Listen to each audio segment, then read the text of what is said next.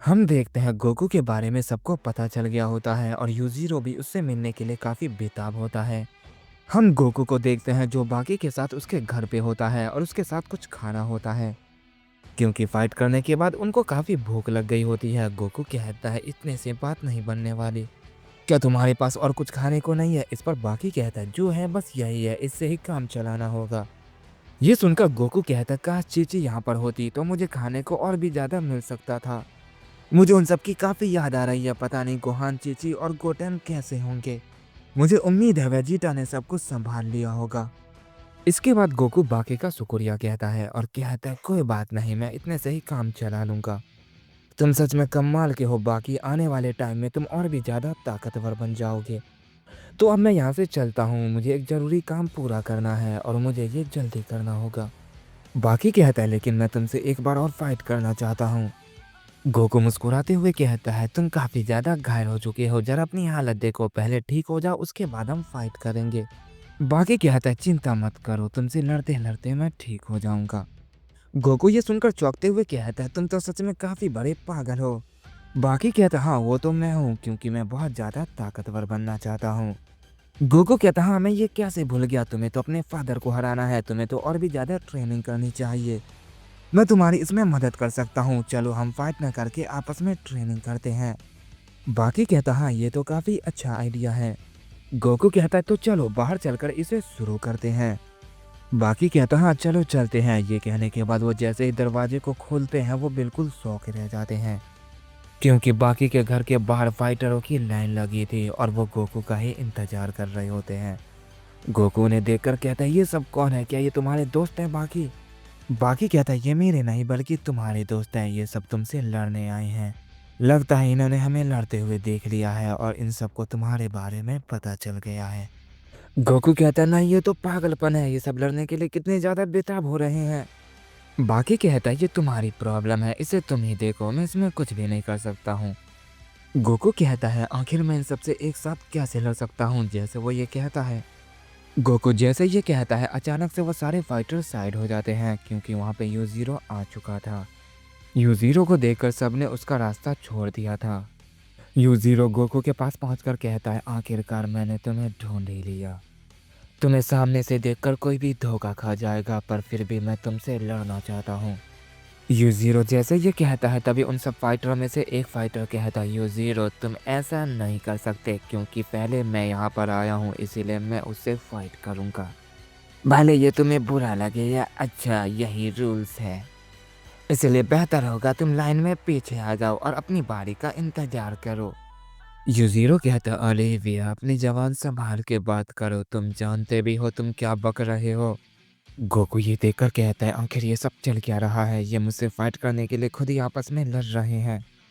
बाकी आखिर उन सबको तुम समझाते क्यों नहीं हो? इस पर बाकी कहता है क्या तुम मुझे मरवाना चाहते हो क्या? वो किसी की भी नहीं सुनेंगे, वो तुमसे लड़ने के लिए कुछ भी कर सकते हैं, अगर मैं बीच में आया तो वो मुझ पर भी अटैक कर देंगे।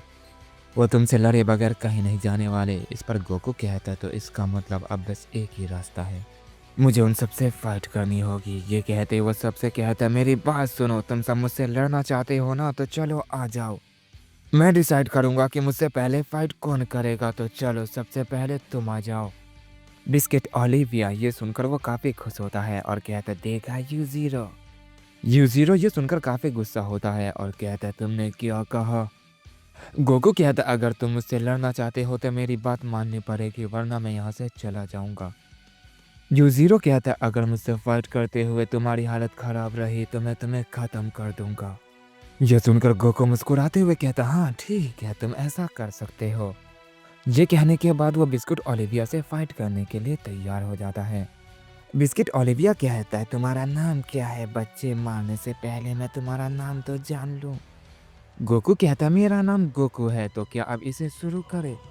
बिस्किट ओलिविया कहता हाँ ये फाइट शुरू हो चुकी है और हम देखते हैं वो गोकू पर एक जोरदार पंच करता है, लेकिन अचानक गोकू बहुत तेजी से वहां से हट जाता है और बिस्किट ओलिविया के पीछे आ जाता है और बिस्किट ओलिविया के सर पे एक जोरदार पंच करता है, जिससे वो वहीं जमीन में धंस जाता है।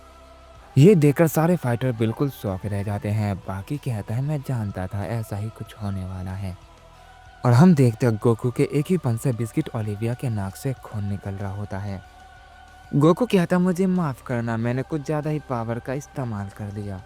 मुझे काफ़ी सारे लोगों से फाइट करनी है, इसीलिए मैंने ऐसा किया। ये कहने के बाद वो उन सारे फाइटरों की तरफ मुतवज्जा होता है और कहता है क्या तुम सब मुझसे लड़ने के लिए तैयार हो।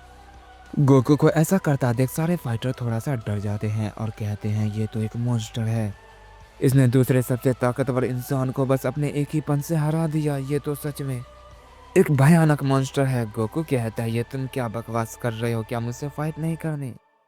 तभी हम देखते हैं बिस्किट ओलिविया को जो अचानक से खड़ा होता है और कहता है गोकू अभी ये फाइट खत्म नहीं हुई है। बिस्किट ओलिविया को खड़ा देखकर सारे फाइटर बिल्कुल खुश हो जाते हैं और कहते हैं हमें पता था दूसरा सबसे ताकतवर इंसान इतनी आसानी से नहीं हारेगा।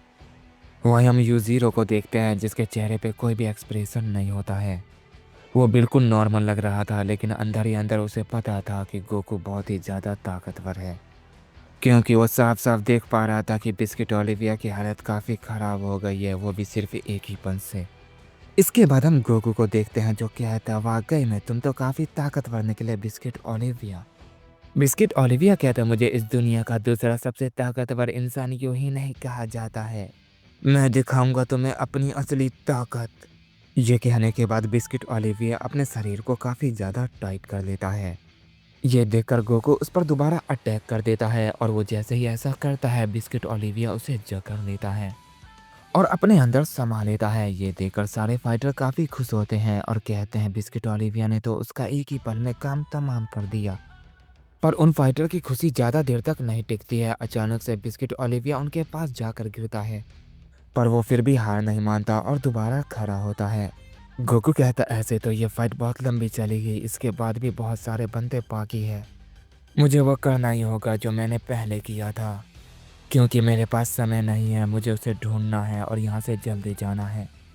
गोकू ये सब सोच ही रहा होता है कि अचानक से बिस्किट ओलिविया उसके फेस पर एक जोरदार पंच कर देता है, जिससे गोकू थोड़ा दूर जाकर गिरता है। इसके बाद बिस्किट ओलिविया उस पर लगातार हमले करता रहता है।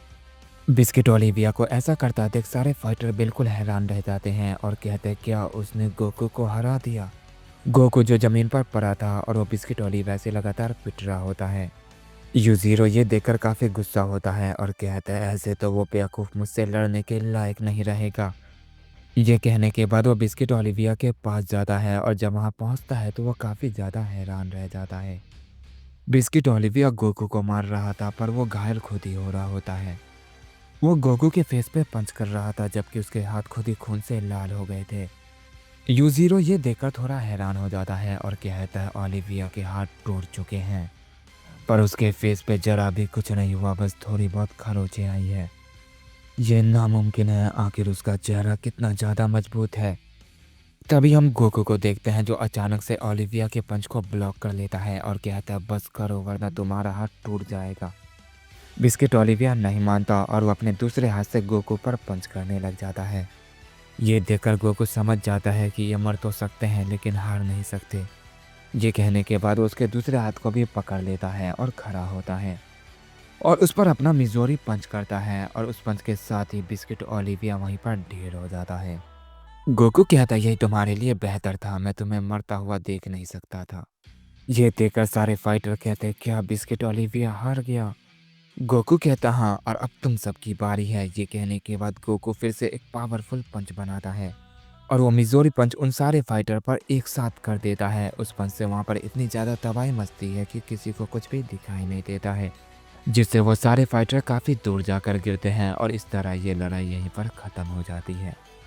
यूजीरो ये देखकर कहता आखिर ये कैसा हमला था, कोई भी इंसान ऐसा कैसे कर सकता है, ये इतना ज़्यादा ताकतवर कैसे है। तभी गोकू यूजीरो के पास आता है और कहता है क्या तुम मुझसे फाइट नहीं करना चाहते। गोकू कहता है मैंने ऐसा इसीलिए किया ताकि तुम्हें कोई भी हारता हुआ ना देखे।